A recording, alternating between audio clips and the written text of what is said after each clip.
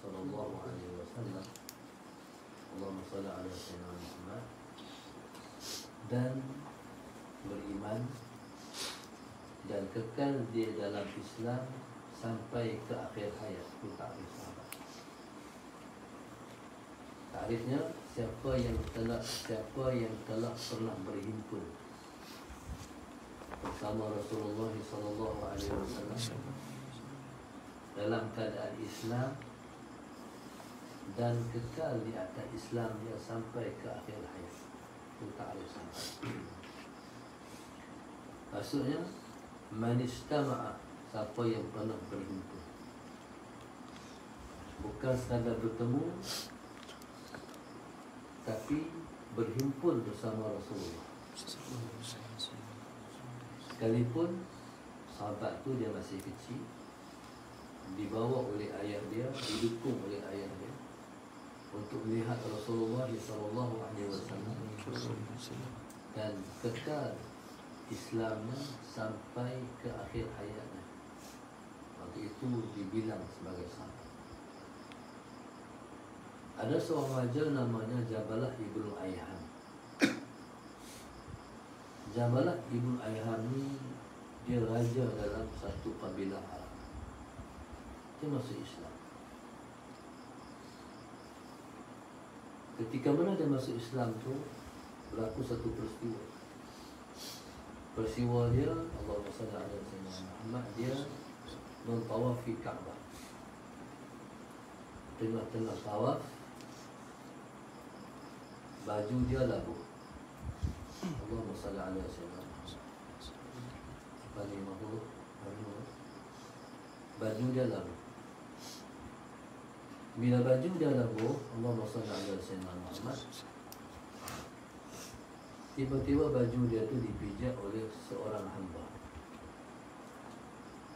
Dalam tawaf tu, baju labuh dia tu dipijak oleh seorang hamba. Jadi bila baju dia dipijak oleh hamba tu, dia marah. Jadi dekih macam tu. Jadi hamba ni bukan dia pijak sengaja, dia tak puas hati. Sebab mentang-mentang dia hamba, dia diperlakukan macam tu oleh Jabalah Ibnu Ayham. Akhirnya dia mengadu pada Rasulullah. Bila dia mengadu pada Rasulullah sallallahu alaihi wasallam, Nabi suruh orang panggil Jabalah Ibnu Ayham menghadap Rasulullah bersama dengan hamba. Maknanya Nabi kita sallallahu alaihi wasallam nak menjatuhkan satu hukuman, iaitu qisas, pukul balik. Hamba ni pukul balik raja. Sebab kata Islam ni hukumannya tak memilih bersama rata. Itulah pentakdiran Islam. Kita tak kira orang ni besar, kita tak payah ambil tindakan. Orang ni kecil, kita boleh ambil tindakan. Akhirnya Jabalah Ibnu Ayham bila dengar Nabi panggil nak jatuhkan hukuman qisas, pukul balik, nak suruh hamba ni pukul balik dia. Ketika tu dia protes. Protes Nabi ni sebenarnya sudah menjatuhkan hukum keluar daripada Islam. Tak puas hati langsung. Maka begitulah Allahumma shalli ala sayyidina Muhammad. Seseorang yang bercanda dengan guru pun tak puas hati dengan guru dia. Tak boleh. Haram. Jadi pada ketika itu Allahumma shalli ala sayyidina Muhammad, bila dia protes, dia tak mahu lupa. Dan isu ni isu besar. Sampailah isu ni sampai kepada pengetahuan Raja Kristian. Dia Raja Kristian panggil dia. Takkan pun hang raja, hang nak pelaku macam tu. Tak apa, kami ada. Jadi kami boleh bagi satu masalah ada satu jaminan keselamatan pada kami. Hang mai kat kami, Muhammad tak boleh buat apa-apa. Akhirnya dia sahut panggilan. Jadi pada Kristian, dia keluar dari Islam, murtad. Na'udzubillah. Jadi itulah peristiwa yang berlaku nak menunjuk kata walaupun pernah jumpa Rasulullah masuk Islam, tapi bila mana dia mati sebagai seorang yang bukan Islam, jadi tak dikira ia sebagai sahabat. Bismillah. Tapi kalau walaupun hanya insan hina, orang biasa-biasa saja pun, kalau dia mati sebagai seorang Islam, jaminannya lah syurga. Jamin. Sebab sahabat semua jaminannya syurga. Kata sahabat semua ahli syurga. Walaupun pernah berkrisis seperti Sayyidina Muawiyah radhiyallahu taala anha dengan Sayyidina Ali karramallahu wajhah. Ini isu dunia. Kadang-kadang Allah nak tutup awliya. Cara Allah tutup, maka Allah timbulkan pelbagai isu-isu. Untuk seseorang tu dilihat tak elok pada orang, Allahumma salli ala sayyidina Muhammad, hanya yang tahu dia Allah dan dia. Macam mana dia dengan Allah, macam mana Allah dengan dia. Itu kadang-kadang berlaku macam tu. Allahumma salli ala sayyidina Muhammad. Qala Allahumma salli ala sayyidina Muhammad. Wassalatu wassalamu ala ke atas Nabi dan juga para sahabat. Para sahabat pun tak sama di antara mereka dan mereka, bukan sama, satu level. Baik. Yang paling tinggi sahabat yang disebut dengan Khulafaur Rasyidin. Itu kategori yang paling tinggi sekali. Yang paling tinggi sekali As-Siddiq, Siddiqil Ummah, dan Abu Bakar. Lepas tu Khulafaur Rasyidin. Lepas tu yang paling tinggi Ahlul Badr, mereka yang hadir dalam perang Badar. Jadi mereka yang hadir dalam perang Badar di antaranya adalah satu orang sahabat yang nama Safwan. Safwan ni pernah Ustaz cerita, masalah Sayyidina Muhammad timbul isu yang dikatakan dia di antara dia dan Sayyidina Aisyah radhiyallahu ta'ala anha. Tak cerita Sufyan tu dalam satu permusafiran, kalau sahabat berhenti rehat, kemudian Allahumma salli ala sayyidina Muhammad. Bila kafilah tu nak jalan, Sayyidina Aisyah radhiyallahu ta'ala anha yang dah duduk dalam gedung, iaitu rumah yang duduk atas unta, tiba-tiba salli ala sayyidina Muhammad. Akhirnya dia pergi turun daripada gedung tu, pergi cari kalung dia. Waktu tu orang sangka dia dah duduk atas gedung tu. Ketika itu Nabi pun mengarahkan terus kita berjalan. Bila berjalan, kafilah tu Sayyidina Aisyah main balik di unta, tengok-tengok unta dah tak ada, kafilah dah jalan. Jadi dia pun tunggu tempat tu, harap-harapnya salah Sayyidina Muhammad, nanti orang sedar, orang patah balik cari dia. Dalam waktu tu ada seorang sahabat Nabi namanya Safwan. Safwan ni, bismillahirrahmanirrahim, tugasan yang Nabi bagi kat dia sahabat Sayyidina Muhammad ialah duduk menjadi orang yang paling akhir di belakang kafilah, iaitu untuk ambil barang-barang jatuh kalau ada yang jatuh di jalan. Jadi bila dia sampai tengok-tengok Sayyidina Aisyah, dia kata inna lillahi wa inna ilaihi raji'un. Kata pertama Allah, ini satu musibah. Sayyidina Aisyah tertinggal. Allahumma salli ala sayyidina Muhammad. Dia tengok Sayyidina Aisyah macam tu, dia kenal Sayyidina Aisyah walaupun Sayyidina Aisyah berhijab. Sebab dikenal Sayyidina Aisyah sebab Sayyidina Aisyah pernah waktu belum berhijab dia tengok Sayyidina Aisyah pakai hijab pun kenal. Akhirnya dia turunkan unta dia, suruh Sayyidina Aisyah naik, dan dia beradab dan berakhlak. Bila Sana Aisyah nak naik atas gedung nak kena langkah, dia gostan. Di gostan tu dia beralih kot lagi. Bila Sana Aisyah naik, siap, dia pasti barulah dia tepuk unta dia, lepas tu baru dia heret. Jalan sampai Madinah. Sallallahu alaihi wasallam. Sampai Madinah. Bila sampai di Madinah, Allahumma salli ala sayyidina Muhammad. Di Madinah nuriyuh lah, Sana Aisyah tak ada.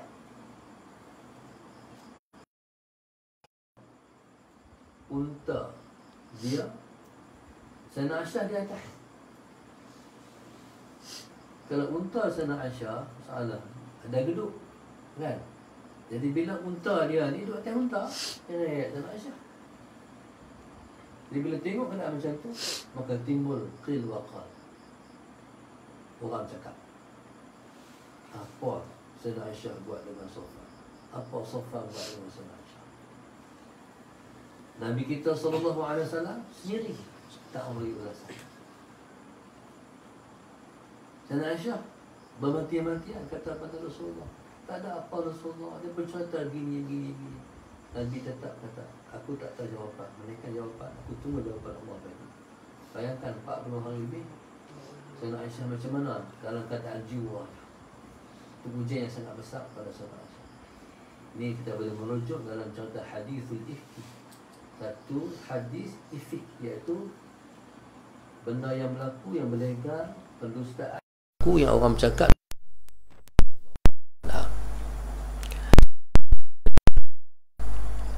Dia bukan sebarangan, dia Ahlul Badrin. Jadi orang bercakap. Jadi Nabi kita SAW tak mau bagi komentar. Nabi tak mau bagi ulasan. Jadi Nabi tunggu balas ulasan daripada apa jawapan Tuhan bagi. Baik. Dalam hadis ni, bila Safwan ni dia Ahlul Badrin, Ahlul Badr ni jamin syurga lah.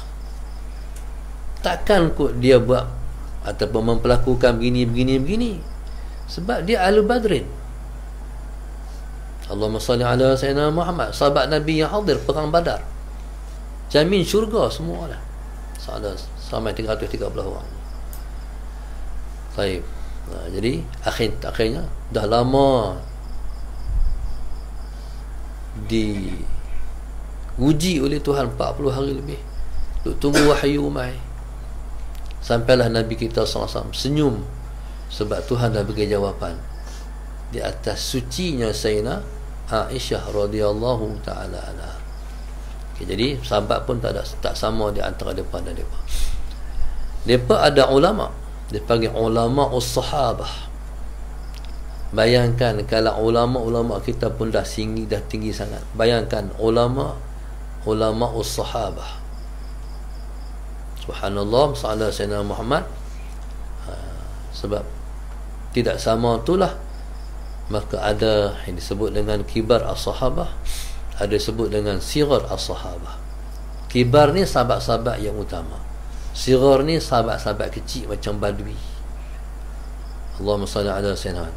Orang badui, orang kampung, mai daripada kampung, tak terurus, rempang, mereka pada kampung. Mereka ni kalau main tanya, terus bertanya Rasulullah. Tak ada muqaddimah, tak ada adab. Allahumma salli ala sayyidina Muhammad. Para sahabat Nabi nak tanya Nabi satu soalan, kadang-kadang mengambil masa setahun. Pasal apa? Sebab tak berani jumpa Nabi. Gerun. Ambil lajak tu setahun. Mai tanya Nabi SAW, dia ketak-ketak, gerun. Nabi kata, awak nak ketak mata orang ni, nak ketak apa, nak gerun apa kat aku? Aku ni hanyalah seorang Arab yang makan daging kering saja, macam hampa juga. Pasal apa orang Arab yang makan daging kering? Sebab orang Arab lepas sembelih binatang, lepas tak ada peti air, lepas jemuk matahari. Jadi nanti bila nak makan adalah cara-cara depa. Jadi nak bagi tahan daging tu macam depa buat. Itulah orang Arab. Aku macam hampa aja. Pasal apa yang hampa gurun? Tapi Badui tak ada gerun-gerun apa.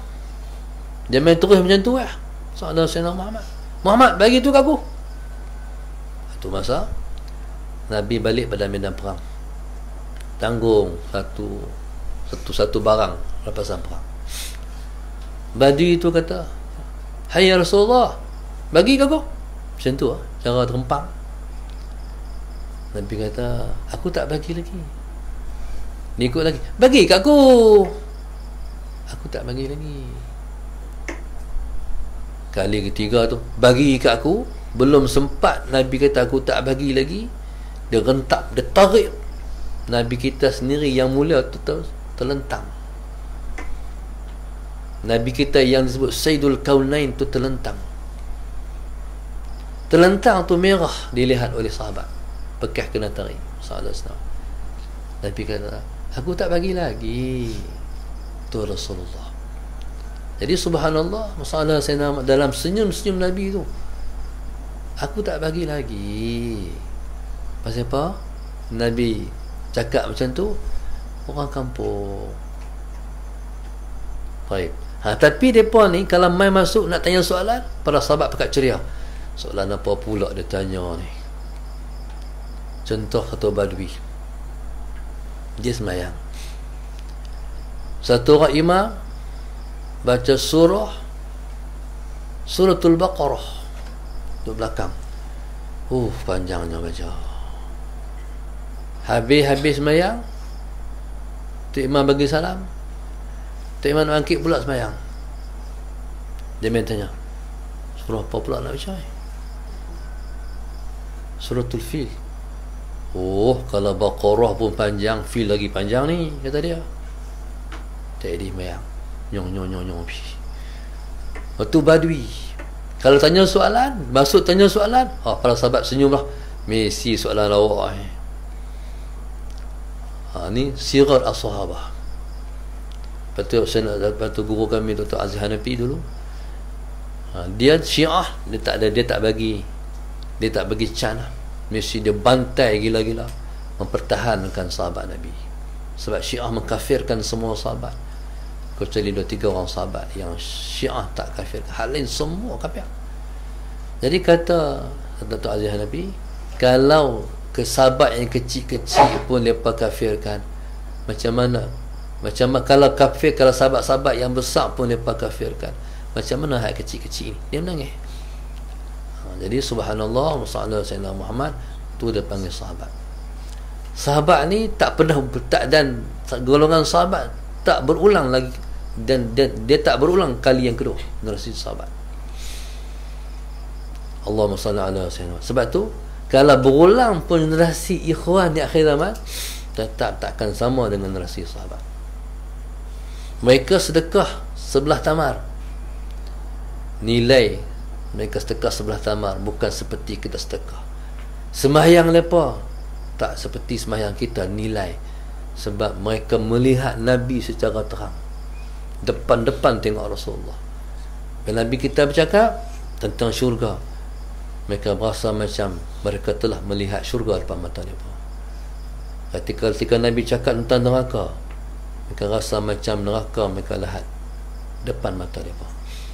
Mana nak sama ibadat yang begitu dengan ibadat macam kita? Atau masa Nabi kita SAW bercakap tentang syurga, Nabi cerita syurga hanya pada sebab semua ceria, sebab real, sebab Nabi pernah pergi syurga dan melihat syurga pun.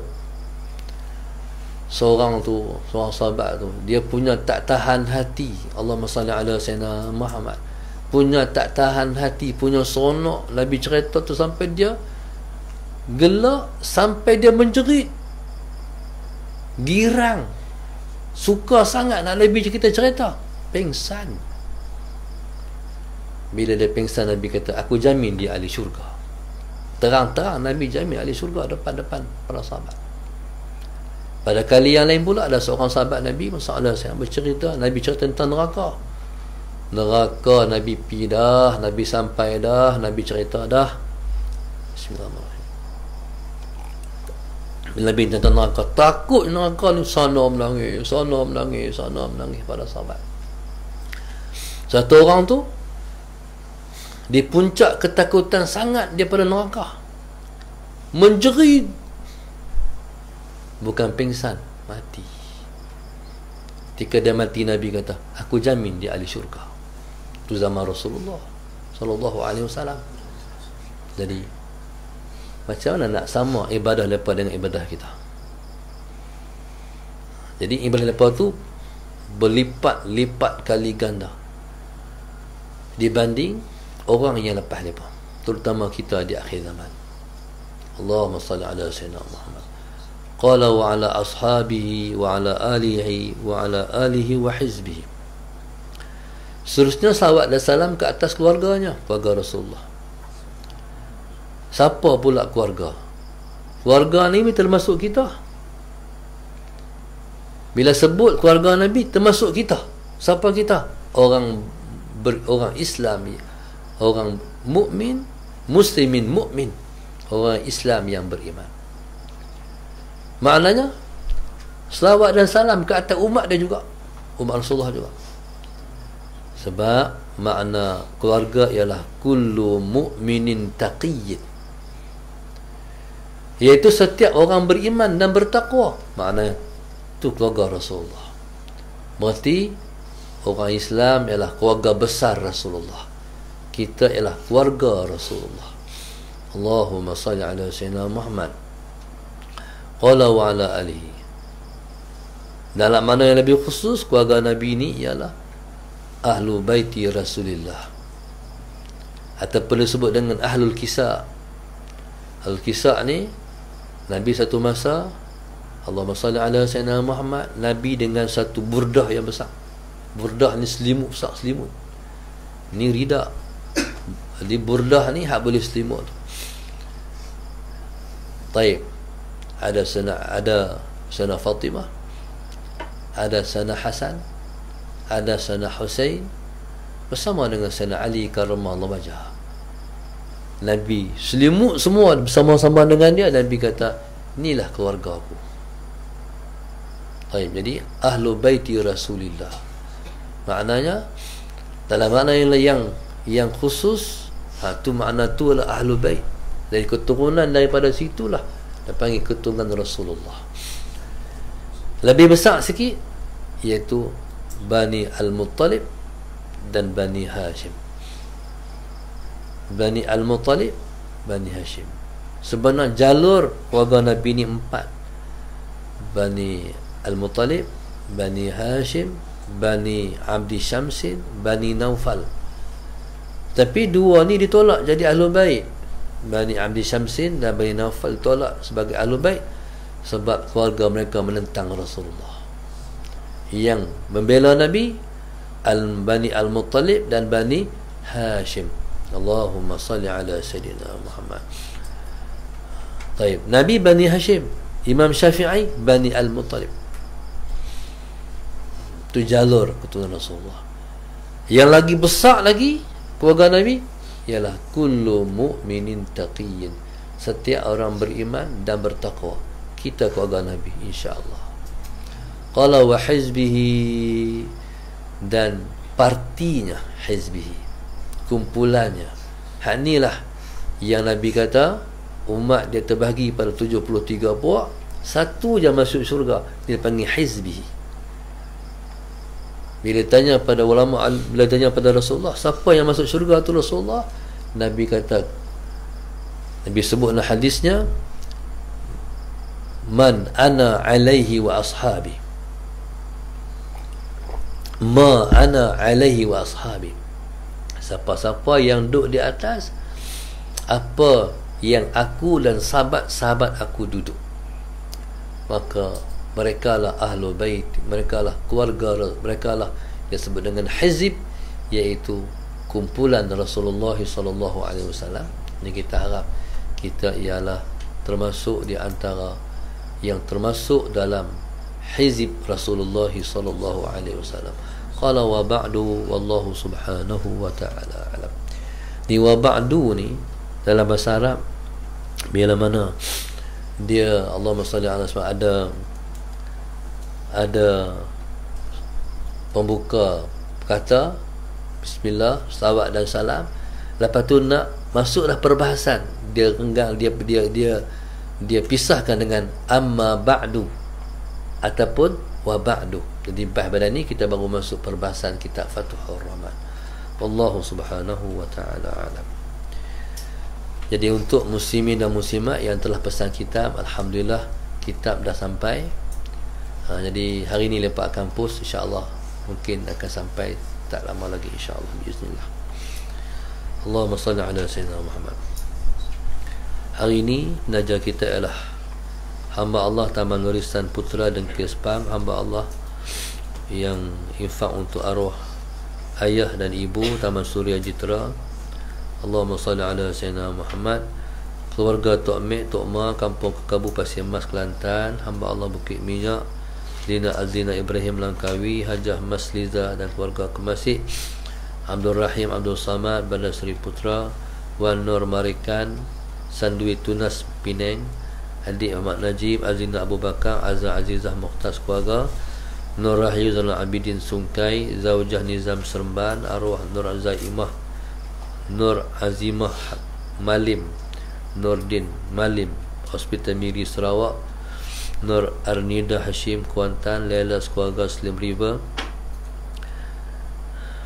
Mazlin Muhammad Negeri Sembilan, hamba Allah Cenor Pahang, hamba Allah keluarga Selayang, Aminah Fatimah Abdul Nasir Bagan Ajam, hamba Allah Segamak Johor, hamba Allah Taman Desa Merati, Fazilah Ismail keluarga, arwah Maksud Mak Basyah dan arwah nenek moyang Seberang Tasik, Zunaidah Yahya keluarga Bangi, Muhammad Husni Syafi'i Kulai Johor, Raja Mazlis Banting Selangor, hamba Allah Putrajaya, Cikgu Nenek Bandar Baru Selayang, Nizwan Irfan Alia Iman Airam Puncak Jalil, Nur Hashimah Haji Awang SPPK Sekambut KL, hamba Allah Tanjung Malim, Izahar Ibrahim, Haniza Ibrahim, Megat Naim bin Megat Nordin dan Nur Syafini binti Roslan serta ahli keluarga Kampung Kebun Sirih Bukit Bertajam Pulau Pinang, hamba Allah Kangang Perlis Siti Hajar Temeloh, Muhammad Siddiq bin Jantan dan Mazia binti Jantan, Halimah Harun Serdang Selangor, Rozita Abdullah dan sekalian keluarga Taman Permata Semarak Sungai Petani. Seterusnya Zaujah Nizam Seremban, Mastur Abdul Latif Johor Baru, hamba Allah sekeluarga Bandar Baru Salak Tinggi, arwah Ta'at bin Haji Saleh sekeluarga Kampung Raja Uda, Siti Nur Suraya Rosli Lok Kawi Haid Sabah dan Hajah Fadiyah bin Nur Bacuk Kelantan. Moga-moga Allah ampun dosa mereka, Allah angkat kedudukan mereka, Allah bagi jadi mereka hamba yang terbaik pada sisi Dia, Allah kekalkan taufik dan hidayah buat mereka sampai ke akhir hayat. Allah mudahkan usaha mereka dunia dan akhirat, Allah murah rezeki mereka di dunia dan diberkati. Allah bagi jadi keluarga mereka keluarga terbaik pilihan Allah, dicinta oleh Allah dan Rasulnya, dan dibangkitkan di kalangan alim ulama penjemput Islam di akhir-akhir zaman, insya-Allah. Selamat daripada fitnah dunia dan akhirat, insya-Allah. Moga-moga Allah SWT kabul yang sama buat kita semua juga. Amin ya rabbal alamin. Al-Fatihah. Iyyaka na'budu wa iyyaka nasta'in. Istaqim siratal ladzina an'amta 'alaihim اللهم نبر قلوبنا بذاتك، اللهم نبر قلوبنا بذاتك، اللهم نبر قلوبنا كما نورت الأرض بنور شمسك أبدا برحمتك أرحم الراحمين. وصلى الله عليه وسلم. سبحانك اللهم تعالى أستغفرك وأتوب إليك. بسم الله الرحمن الرحيم. والعصر إن الإنسان لفي خسر